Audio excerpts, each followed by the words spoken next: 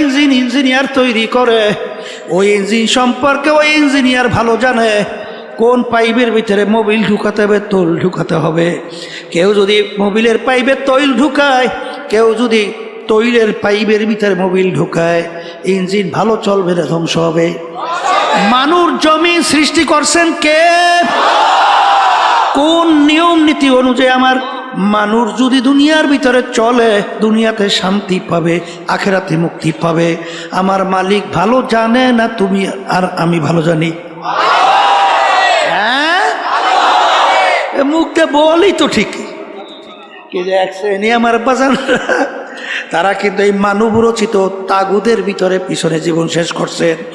কিন্তু আমার বাজানদেরকে বলবো, পর্দার মা বোনদেরকে বলবো, আমার পে কেউ রাগ কইরা না, ওলামায়ে কেরামদের পরে কেউ রাগ কইরো না রে বাজান। আমার মালিক বলেন, ইয়াউমা নাদউ কুল্লা উনাসিন বিইমামিহিম, কিয়ামতের ময়দানে আমার মালিক প্রত্যেকটা মানুষকে তার দলের নেতা নেত্রীর সঙ্গে ডাকবে। আয়াতের অর্থ ঠিক আছে? এই আয়াতের অর্থ ঠিক আছে? এখানে কি দুই একজন মানুষ, সব মানুষ না দুই একজন বাদ? এই সব মানুষ কিনা? হ্যাঁ, আমার মালিক তার দলের নেতা নেত্রীর সঙ্গে ডাকবেন। ডাইকে আমার মালিক বলবেন, তোর দলের নেতা নেত্রী যেদিকে যায় ওদের পিছনে পিছনে সেই দিকে চল। এক কথায় তোমার নেতা নেত্রী যেখানে জায়গা, আমার আল্লাহ বলেন তোরও সেইখানে জায়গা। আমার রাগ করছেন না? হ্যাঁ, আল্লাহর হস্তে মাফ চাই, আমার রাগ করে কোনো লাভ নাই। আমি তো আয়াত শুনাইছি কোরআনুল কারীম থেকে। রাগ হলে তো আল্লাহ আল্লাহ রসুলের সঙ্গে হও, হ্যাঁ বোঝাপড়া তাদের সঙ্গে করো। কথা ঠিক না বাড়ি? এই জন্য আর বাজানদেরকে বলবো, এ আল্লাহর বান্দারা, পর্দারে মা বোনেরা, যাদের ভিতরে আল্লাহ জ্ঞান দান করছে, সেই আমার বাজানদেরকে বলবো, আমার মালিকের কাছে দোয়া করো। মালিক যখন মাহফিলে নিয়ে আসছেন, দিনের সহি বুঝদান করেন। আর আমার মালিক বলেন, তোমরা যদি আমার কাছে চাওয়ার মতো চাও, আমি তোমাদেরকে সেই অনুযায়ী দান করব। উদউনি আস্তাজিব লাকুম, বান্দাবান্দি আমাকে ডাকবি, আমি তোর ডাকে সাড়া দেব। হাদিসের ভিতরে আল্লাহ রাসূল সাল্লাল্লাহু আলাইহি ওয়াসাল্লাম বলছেন, মোমেন বান্দাবান্দি তাদের একটা কাটার আঁচড় লাগলেও ওর মাধ্যমে গুনাহ মাফ হয়। কিয়ামতের ময়দানে আল্লাহ রাব্বুল আলামিন বান্দাবান্দিকে মাফ করার জন্য ওসিলা তালাশ করবে। যাদের নিয়াত সহি, কষ্ট স্বীকার করে মাহফিলে আসছেন, আল্লাহ রাব্বুল আলামিন এই ওসিলায় মাফ করে জান্নাতের ঘোষণা দিতে পারেন।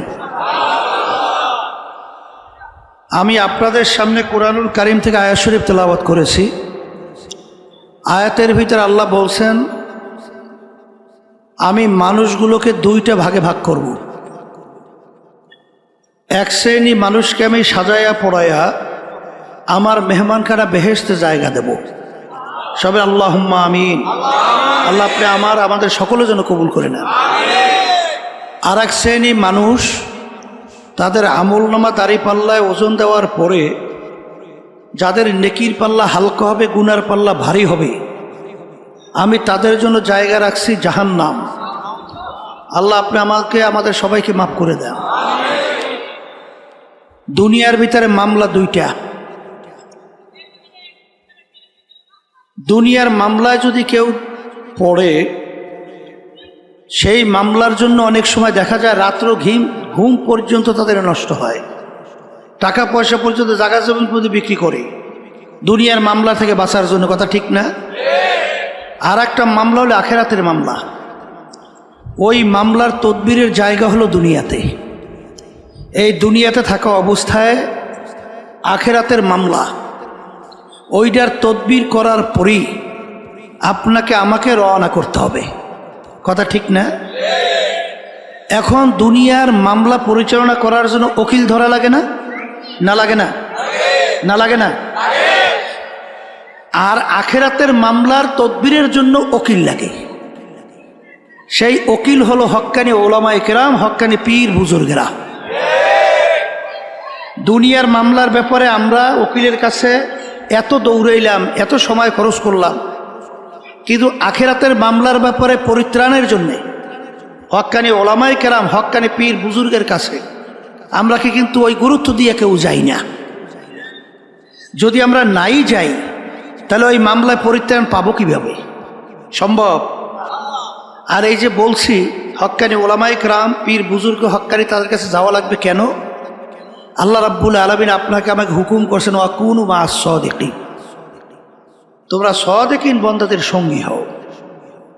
আপনি পরীক্ষা করে দেখবেন যারা হক্কানি ওলামায়ে কেরাম, হক্কানি পীর বুজুর্গ এদের সাথে সম্পর্ক রাখে, তাদের আমল আখলাক, তাদের চরিত্র আচার আচরণ, আর যারা সম্পর্ক রাখে না তাদের আমল আখলাক চরিত্রের ভিতরে অনেক পার্থক্য আছে না?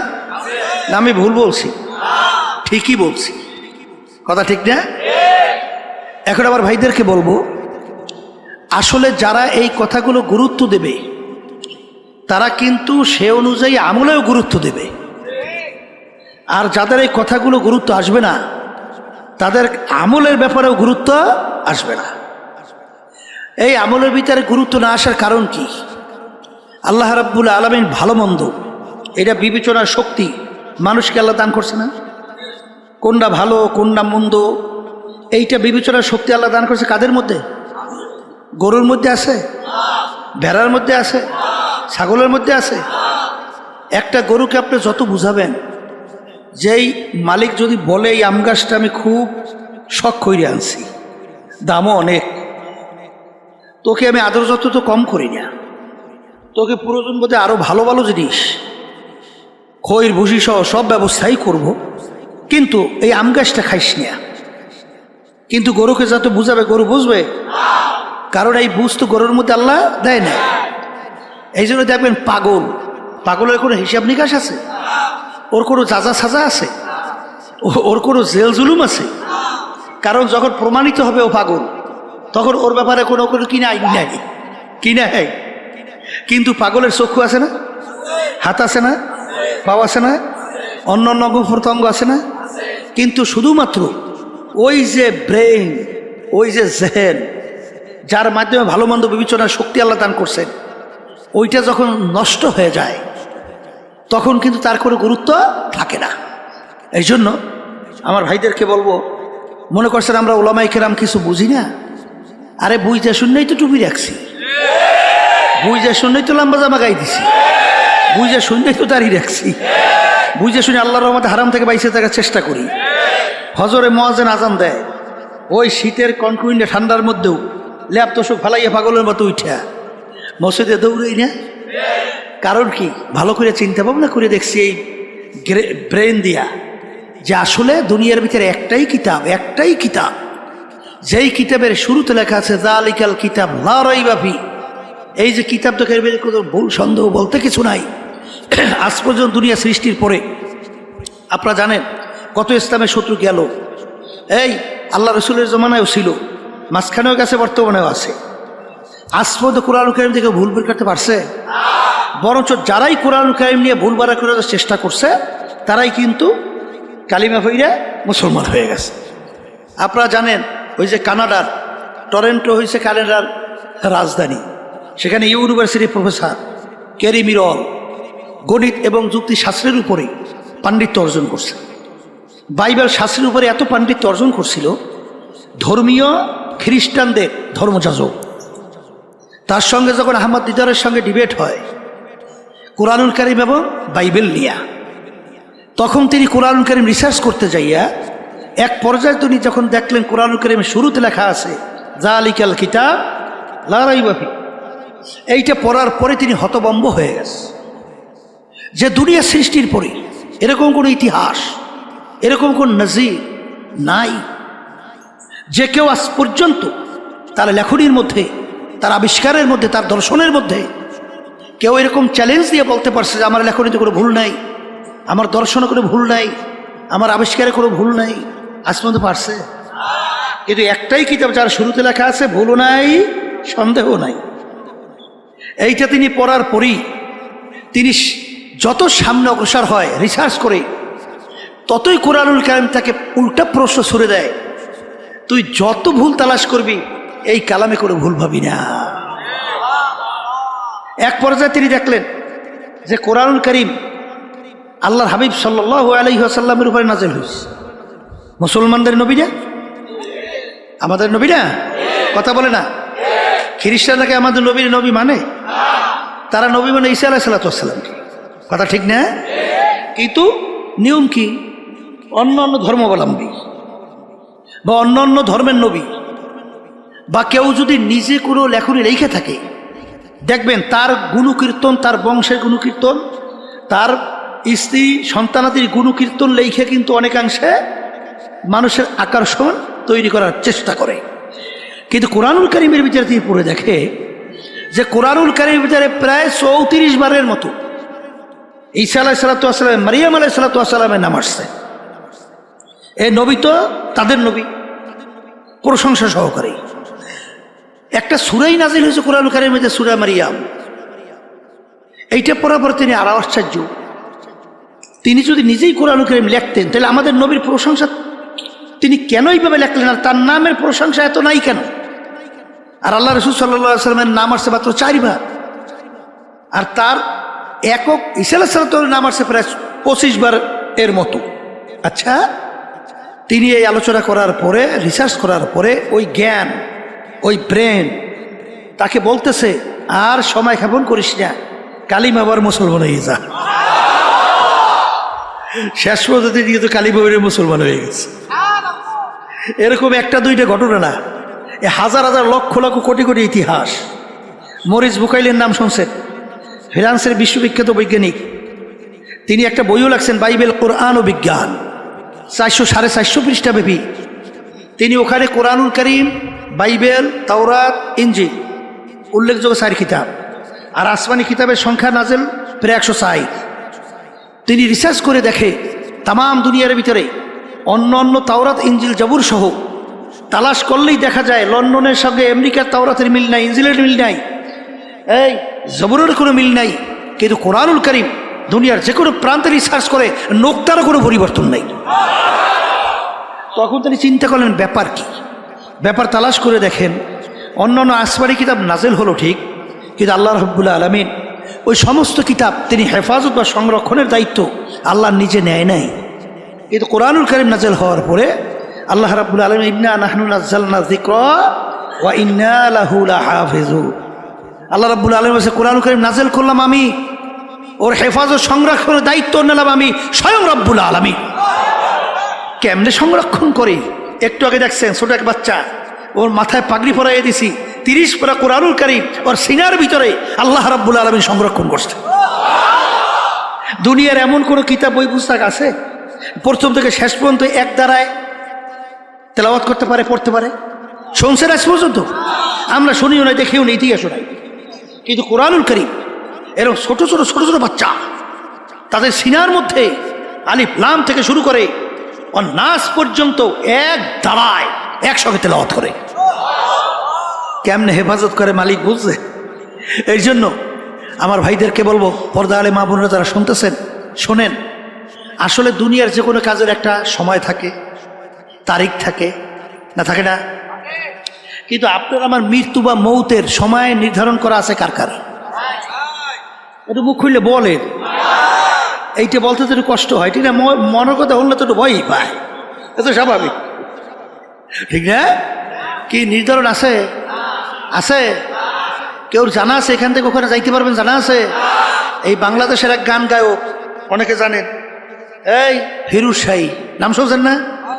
স্টেজের মধ্যে উঠা গানে টান দিছে, 1 সেকেন্ডের নাই ভরসা, ঠাস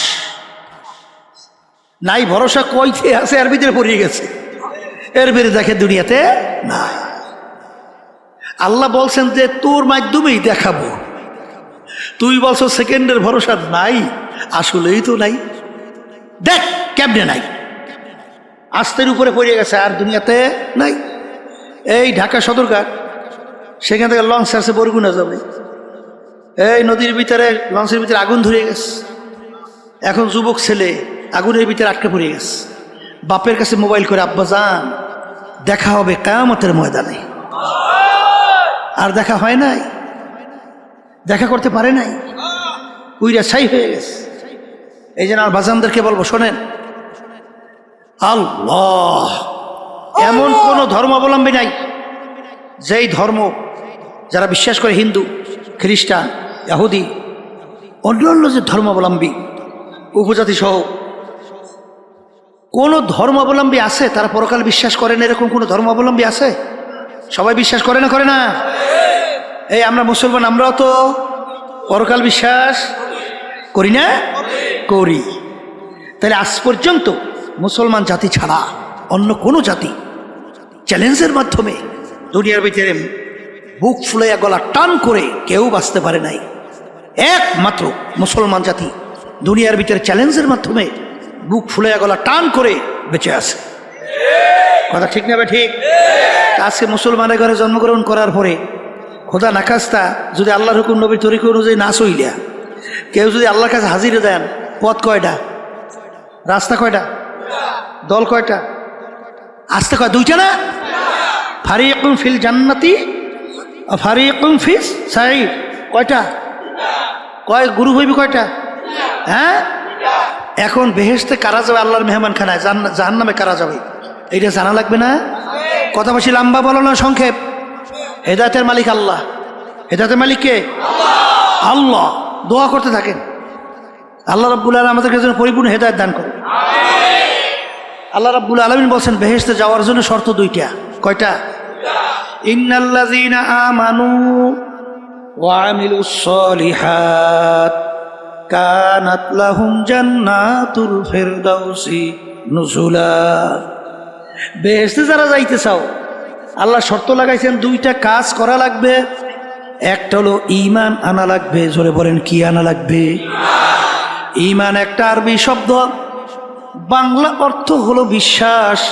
বিশ্বাস আবার তিন জিনিসের সমন্বয়। মুখে স্বীকার করা আল্লাহ কয়জন? একজন। অন্তরে বিশ্বাস করা লাগবে আল্লাহ কয়জন? কাজে প্রমাণ করে দেখানো লাগবে আল্লাহ কয়জন? রিজিক দেওয়ার মালিক বলেন, মুখ খুলে বলে আল্লাহ। এই মারুই না বা সুইনা মালিক, এই ভালো মন্দ এর মালিক। এই আল্লাহর বান্দারা ভালো কইরা বোঝেন, ক্ষমতা দেওয়া নেওয়ার মালিক।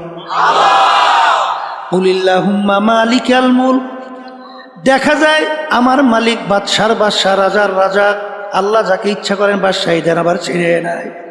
এই 5ই আগস্ট যে ঘটনা মালিক দেখাইলেন, 1 ঘন্টা আগেও মনে হয় আমাদের দেশের যে জালেম শেখ হাসিনা বোঝে নাই।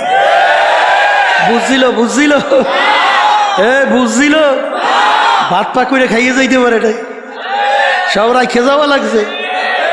1 ঘন্টার ব্যবধানে বুঝে দেয় যে একটু আগে বাদশাহ, একটু পরেই হয়েছে যাইয়া একেবারে ঘিরে নিত। কথা ঠিক না? ঠিক। কে করে? হ্যাঁ, এই ক্ষমতা দেওয়ার, সম্মান দেওয়ার মালিক, নেওয়ার মালিক, আইন দেওয়ার মালিক। কিন্তু বর্তমানে আমার বাজানরা বলবো, পর্দালে মা বোনরা যারা শুনছেন, এক শ্রেণী আমার বাজানরা অনেক অনেক ক্ষেত্রে আমার মালিককে মনে করে এইটা মালিক, ইমানের ব্যাপারে কোনো ঘাটতি নেই বলে। কিন্তু এক শ্রেণী আমার বাজানরা মানব রচিত তন্ত্র মন্ত্র, আল্লাহ রাব্বুল আলামিন বলো ওয়াজতানিবুত তাগুত, তোমরা তাগুত থেকে পরহেজ করো। তাগুত কাকে বলে? মানব রচিত তন্ত্র মন্ত্রই হলো তাগুদের ভিতরে বড় একটা তাগুত। এ আল্লাহর বান্দারা, পর্দালে মা বোনেরা, যে ইঞ্জিনিয়ার তৈরি করে, ওই ইঞ্জিন সম্পর্কে ওই ইঞ্জিনিয়ার ভালো জানে কোন পাইপের ভিতরে মোবিল ঢুকাতে হবে, তৈল ঢুকাতে হবে। কেউ যদি মোবিলের পাইপে তৈল ঢুকায়, কেউ যদি তৈলের পাইপের ভিতরে মোবিল ঢুকায়, ইঞ্জিন ভালো চলবে না, ধ্বংস হবে। মানুষ জমিন সৃষ্টি করছেন কে? কোন নিয়ম নীতি অনুযায়ী আমার মানুষ যদি দুনিয়ার ভিতরে চলে, দুনিয়াতে শান্তি পাবে, আখেরাতে মুক্তি পাবে। আমার মালিক ভালো জানে না তুমি আর আমি ভালো জানি?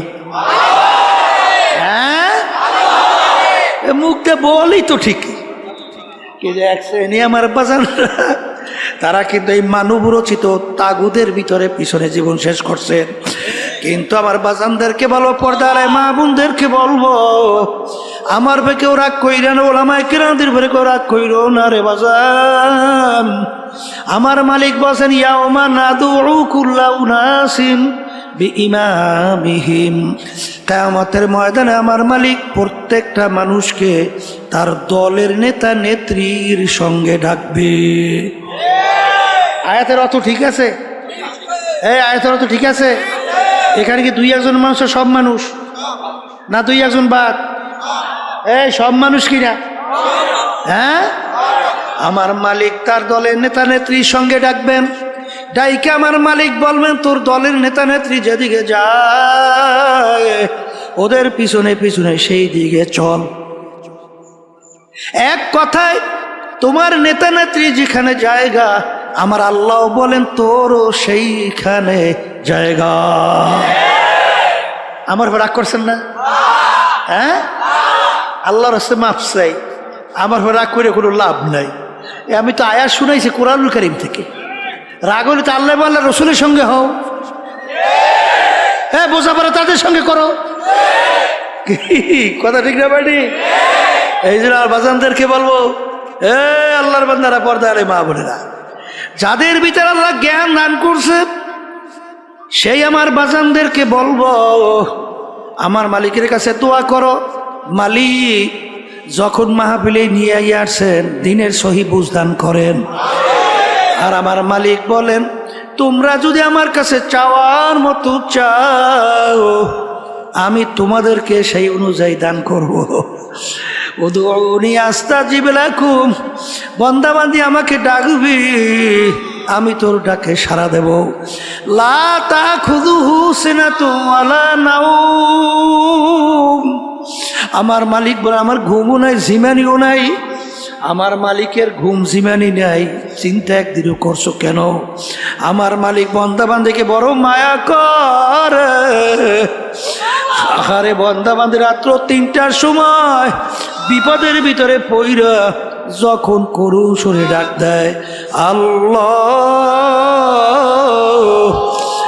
আমার মালিক যদি তখন ঘুমায়া থাকে, আমার মালিক তখন তোর ডাকে কিভাবে সাড়া দেবে?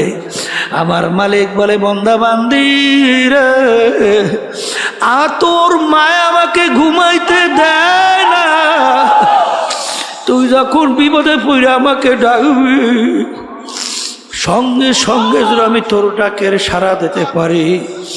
এই দিন আমার বাজানদেরকে বলবো, পর্দা আলে মা বোনদেরকে বলবো, এ দুনিয়াদার পাগল আমার বাবারা, পর্দা আলে মা বোনেরা, ভালো করে মনকে বুঝাও, তারপর কবরে যাও।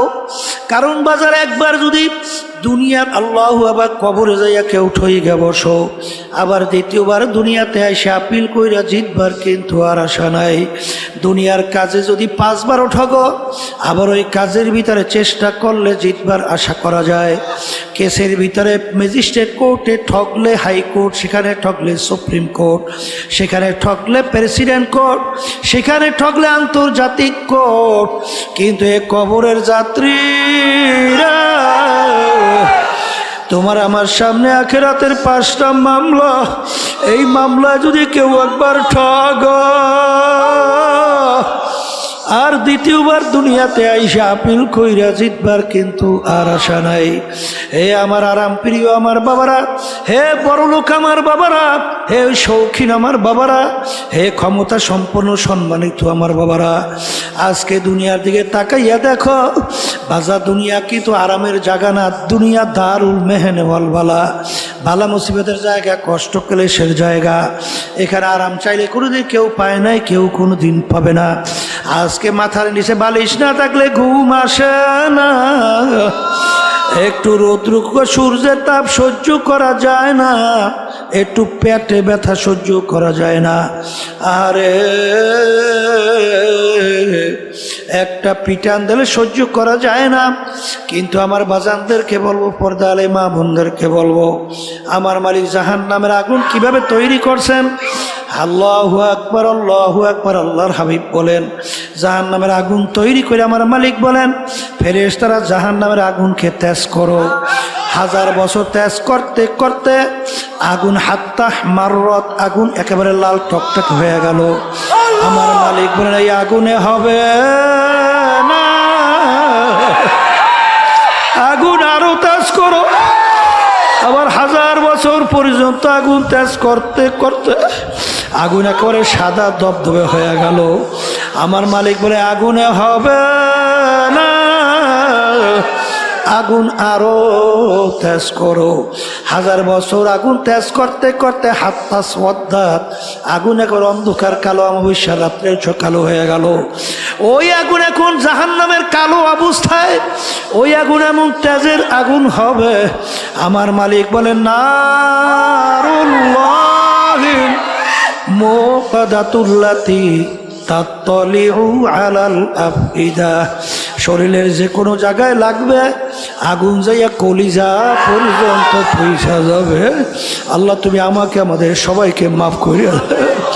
এ দুনিয়াদার পাগল, আজকে ঠান্ডার ভিতরে শীতের ভিতরে ঘুমানোর জন্য আমরা ল্যাপ ব্যবহার করি, তোষক লাইসা বিছানায় শুয়ে পড়ি, বালিশ মাথার নিচে দিয়া ঘুমাই। ওদিকে ফজরের সময় মুয়াজ্জিন আযান দেয়, তুমি নাকটাই না ঘুমাও, নামাজে যাও না। আমার মালিক বলেন, তোর জন্য জাহান্নামের মধ্যে আমি ল্যাপ তোষকের ব্যবস্থা রাখছি। অমিন জাহান্নামা মিহাদু ওয়ামিন ফাওকিহিম গওয়াশ, জাহান্নামের ভিতরে ল্যাপ তোষকের ব্যবস্থা রাখছি।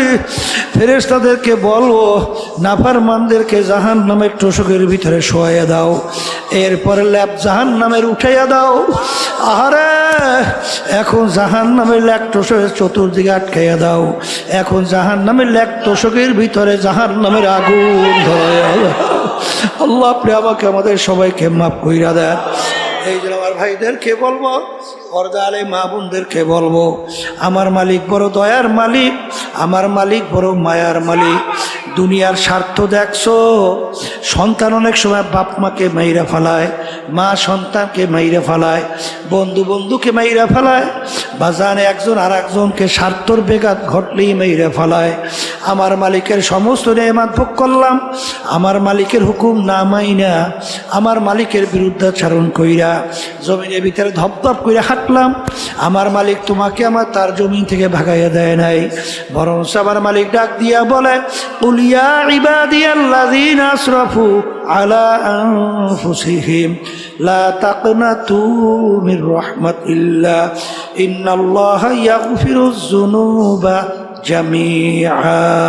বাজা বাজা হর সে হস্তি বাজা, দরকা ফেরো ঘেবরো ভূত পুরুষতি বাজা। এই দরগাহে মা দরগাহে নাউমিদিনী সাদবারাগার তওবা শিকাস্তি বাজা। আমার মালিক বলেন, তুই শতবার তওবা ভঙ্গ করছ, এমনকি তুই যদি ভূত পূজার মতো পূজা কইরা তুই অন্যায় কইরা থাকো, খালেস তওবা যদি কইরা 2 হাত আমার দিকে উঠাইয়া তুই চোখের পানি ছাইরা তুই যদি আমাকে ডাক দিতে পারো, হে আমার দয়ার মালিক, নাফরমান তোমার দরবারে হাজির। আমার মালিক বলে, তোকে শুধু আমি মাফ করব তাই না, তোর জীবনের সমস্ত গুনাহকে আমি নেকের দ্বারা পরিবর্তন কইরা দেব। এই দয়ার মাওলার ভুইলা, এই মায়ার মাওলাকে ভুইলা কার প্রেমে পড়ছো? যাদেরকে আসলে মনে করো আপন, কেউ তোমার আমার কিন্তু আপন না। আমার মাওলা মায়ের পেটে আপন ছিল, এখনো আপন, কিয়ামতের ময়দানেও আপন, কবরেও আপন, মিজানেও আপন, হাসরেও আপন। আমার মালিককে আপন বানায়া যদি দুনিয়া থেকে বিদায় নিয়ে কবরে শুইতে পারো, কোনো চিন্তা নাই, কোনো ভয় নাই, বেহেশতের বাগান হইয়া যাবে কবর। আল্লাহু আকবার। আল্লাহ আপনি আমাদের সবাইকে মাফ করে দেন।